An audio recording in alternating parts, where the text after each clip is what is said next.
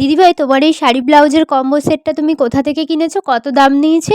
এই শাড়ি পরা ছবিগুলোতে এরকম কিছু কমেন্টও এসছে, আবার স্টোরি দেওয়াতে কিছু মেসেঞ্জারে মেসেজও এসছে। তো সবাইকে তো আর আলাদা করে বলা যায় না, তো ওই জন্যই একটা ভিডিও বানিয়ে ফেললাম তোমাদের জন্য। এটা একটা একদম নর্মাল জামদানি শাড়ি।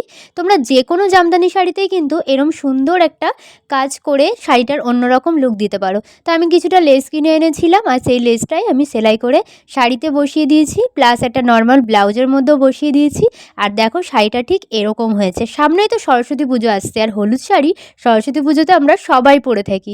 তো নতুন হলুদ শাড়ি কেনার কোনো দরকারই নেই। বাড়িতে যদি এরকম হলুদ শাড়ি থাকে, শুধু সরস্বতী পুজো বলে না, সামনে তো বিয়ের সিজনও আসছে, তো বিয়েতেও যদি গায়ে হলুদে এরকম একটা সুন্দর লুক ক্রিয়েট করতে চাও, তাহলে পরে অবশ্যই আমার মতো এরকম করে শাড়ি আর ব্লাউজে কিছুটা লেস লাগিয়ে নাও।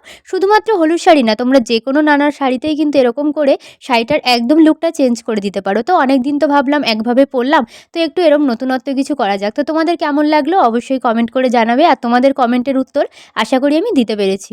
চলো, টাটা।